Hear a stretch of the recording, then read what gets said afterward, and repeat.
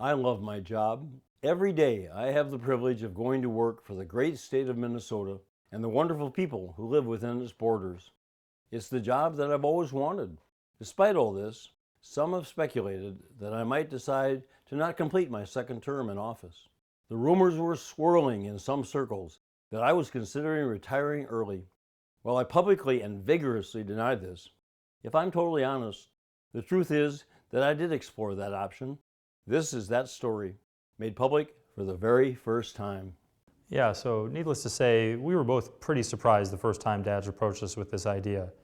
I think we just always assumed that being governor was his dream job, right? Right. I mean, he's dedicated his entire adult and professional life to serving the people of Minnesota.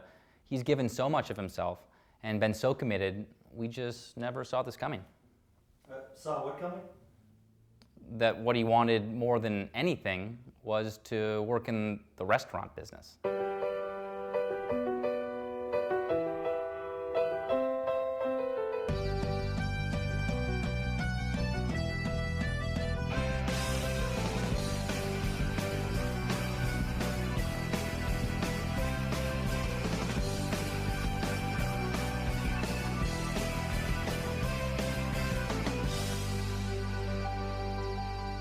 Yeah, it definitely came as a surprise when Dad told us he wanted to work here at the Bachelor Farmer. He's always been a fan and a loyal customer, but honestly, he hasn't shown a lot of interest in food over the years, or frankly, any level of competency around the kitchen. Yeah, no, I mean, all he really eats is lean cuisine and peanut M&Ms. Yeah, but Dad's been our biggest supporter, That's right. and so we figured the least we could do is give him a chance.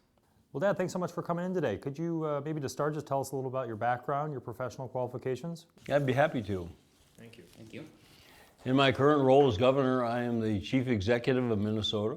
I run a government of 34,000 employees, lead a state of 5.5 million people. I previously served as United States Senator, State Auditor, and Commissioner of Economic Development. Sounds like you've had a little trouble holding a job. Can you tell us why you want to join our team? Well, at the end of the day, it's all about serving people, and that's what I love doing. Interesting. Tell me about some of the specific skills that you would bring to the role. Sure. I happen to have experience launching large and complicated online marketplaces. Does your website need an overhaul? No. Tell us about a time when you didn't get along with some of your colleagues. For example, what would your strategy be for resolving differences with your coworkers here? That's an area where I have a lot of experience. What I'd probably do is force a shutdown of the restaurant until the opposing side felt enough public pressure that they finally gave in to my demands. So I won a close election, and so then I began my term in the Senate in 2001. Now, wasn't that the one where you gave yourself an F for performance? Well, right, but I was referring to the performance of Congress as a whole. Yeah, right, oh yeah, sure you were. No, keep going. Well, as I was saying, I served in the Senate from 2001 until 2007. Can you tell us about your compensation as a senator? It says here I actually worked for $1 a year, but that was a long time ago, and it's not something I really want to... I actually think $1 a year seems pretty fair. Come on, Andrew, he's family. Let's double it. It became clear pretty quickly that Dad has very little to offer our company. The work we do here is exceptionally detailed, which is why we're fortunate to have a dedicated team of talented and hardworking professionals. But we tried to keep an open mind, because he's our dad, right? Yeah. So we decided to give him a trial run. You're not going to regret this, guys. Dad listed proficient with a telephone on his resume. So we decided to start him at the host stand, which is a very important job at the restaurant, given that it's generally the first point of contact for any customer. Yeah, it didn't turn out to be a great fit. Sir, I'm not asking you for a contribution. I just want to confirm your dinner reservation. Hi, this is Mark Dayton calling from the Bachelor Farmer to... Hello? No, the special tonight is not a tax increase. Very funny. Evening, Bachelor Farmer. No, I'm sorry, we're totally booked tonight. Elida, table for 10 in half an hour? Absolutely. So we figured Dad's used to working a busy room, connecting with people one-on-one. We thought maybe we'd bring him out from behind the host stand and give him a shot in the dining room as a server. Maybe that'd be a better fit.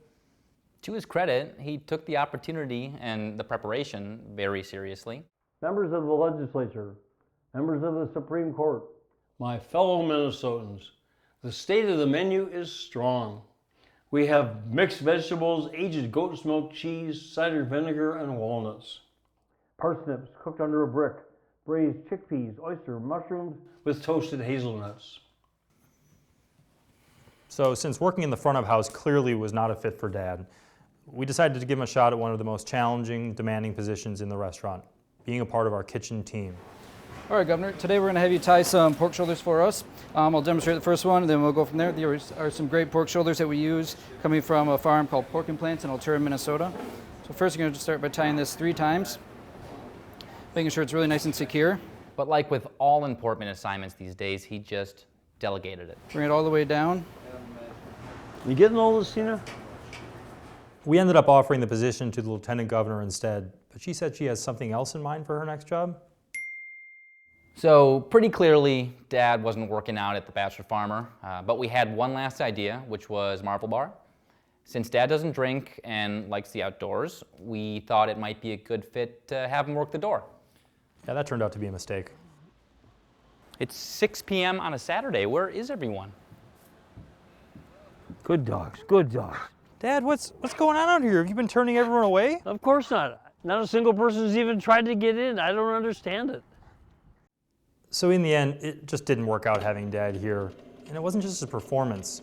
He started trying to sneak through some changes without even asking our permission. He really gave it his all, but ultimately we decided that this just isn't the right line of work for Dad. Nope. And so we encouraged him to return to his job as governor and to stay there. Because honestly, we just really don't want to find something for him to do instead.